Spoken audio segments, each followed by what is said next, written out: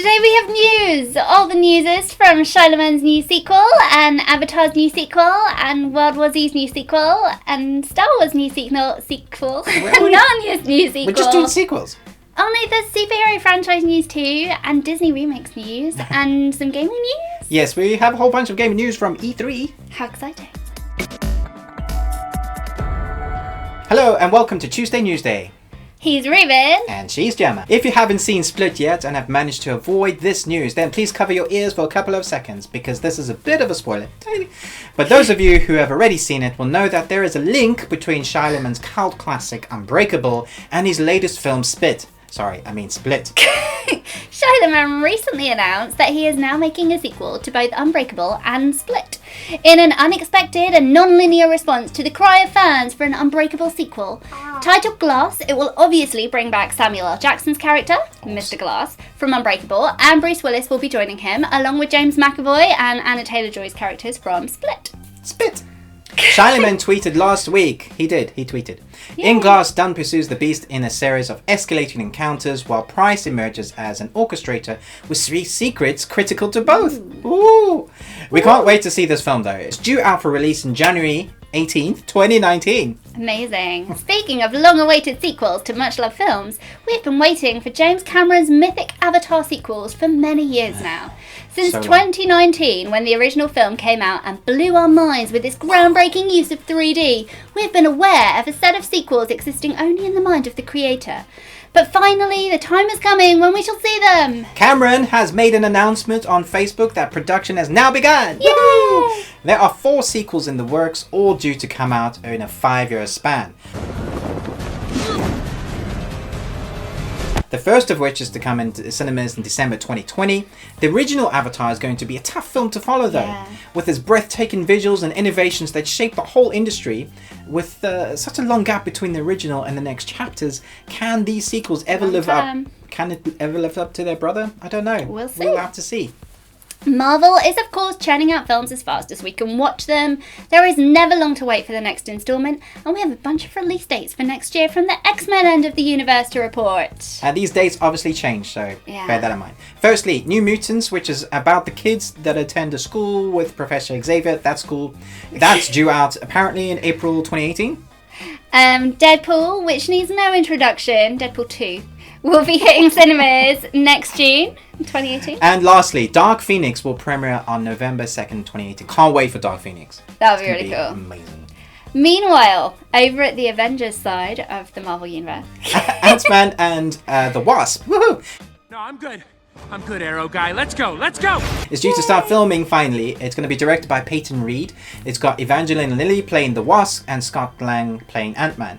And this should be out in cinemas July 6, 2018. Holy shit! I can't wait for that. So cool. Yeah. Over at DC's TVverse, which is definitely doing better than their films, we have our first look at General Zod in Supergirl. Zod. This on-set footage gives us a good look at Zod, as well as Tyler Hoechlin, who will return as the Man of Steel. Supergirl has started slow, but keeps getting better and better, and with Zod and Superman in this series, we can't wait to watch it. Yeah, that really started slow, but thankfully it picked up. Yeah. Yeah. And now, zombie franchise World War Z is finally getting the chance to return to the big screen in an upcoming sequel from Paramount Pictures. Trains in the station. Can't wait for that. There is no official green light just yet, but an announcement is expected to come in the next few weeks. So watch this space. This space. Right. It has also been reported that David Fincher will be directing the sequel. He has previously worked with Brad Pitt on Fight Club and Seven, which are amazing. Yeah. He also directed Alien 3. So don't forget to check out our review on Alien Covenant, which will be out soon. And we can't wait to review this, World War Z 2, when that comes out. Maybe Kay can do a zombie-themed SFX disaster show? Yeah, make me a zombie. Cool. Disney Cinematic Universe news. Jon Favreau's Lion King remake cast is filling out. We already knew that James Earl Jones would be back to play Mufasa. And Donald Glover would voice Simba. But we have news on Timon and Pumbaa. Billy Eichner and Seth Rogen will be picking up these classic Disney roles. It remains to be seen whether Favreau will add Beyoncé to his cast as he reportedly wants. Beyoncé. Well, okay. So speaking of casting news, it sounds like Jeff Goldblum will be returning to Jurassic Park franchise. Yes. He is set to reprise his role as Dr. Ian Malcolm from the original film and sequel in the latest Jurassic World sequel. Could this open the doors for other actors from the original film? Fingers crossed for Sam Neill. Chris Pratt and Dallas Howard are also joining the J.A. Boana from The Monster Calls, who is set to direct. It is due in cinemas next June. But from Narnia, after the not-so-well-received Voyage of the Dawn Treader in 2010, we haven't heard much from Sony's Narnia franchise, right? But word is that they're working on adapting the next book in the series. The Silver Chair is the next of C.S. Lewis' Chronicles of Narnia up for adaptation. It's a darker tale than the others and tells the story of two children's quest to find a missing prince. It features none of the original children, which is handy as they've grown up a bit since we last saw them. There is some talent behind this film though. Joe Johnson is on board to direct, and he's previously worked on Captain America: The First Avenger, among others, and the script is being written by David McGee, who adapted The Life of Pi and Finding Neverland. We think this will definitely be one to watch. Yeah, love the first Cap. Yeah. We're definitely living in the land of new universes. Everyone wants to get on the bandwagon, creating a universe where there was once just a single entity. Yeah. This brings us to Anne Rice and her vampiric friends. Move over, Twilight, you sparkly stalkers, you. Paramount Television and Anonymous Content have optioned the rights to 11 books from the acclaimed author Anne Rice's best-selling series, The Vampire Chronicles. Yeah. Christopher Rice, four-time New York Times best-selling author and recipient of the Lambda Literary Award, will pen the series and serve as executive producer alongside Anne Rice and Anonymous Content's David Katner and Steve Golan. Awesome. I'm thrilled, says Anne Rice. Beyond words to be working with Paramount TV and Anonymous Content, known for extraordinary cutting-edge series such as True Detective, Quarry, and The Nick. In this unique golden age of television, I couldn't ask for a finer or more passionate team to help bring my beloved vampire hero, Lestat, alive in the series of the highest quality. This is a dream come true, both for me and for Christopher and for the fans who've been asking to see the Blood Prince in this medium for years. So we are finally getting a Lestat TV series. Finally, balance can be restored to the verse without sparkly vampire stalkers. Move over, guys.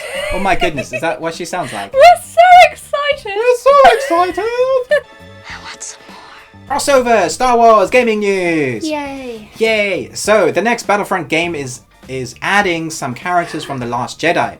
And while this is no surprise in the lead up to the next film in December, the new promo image does give us a sneak peek at Kylo Ren's and Rey's new outfits. There were rumoring that Kylo may don an outfit resembling his grandfather's, and we can see here in the black shiny mask is reminiscent of Darth Vader's.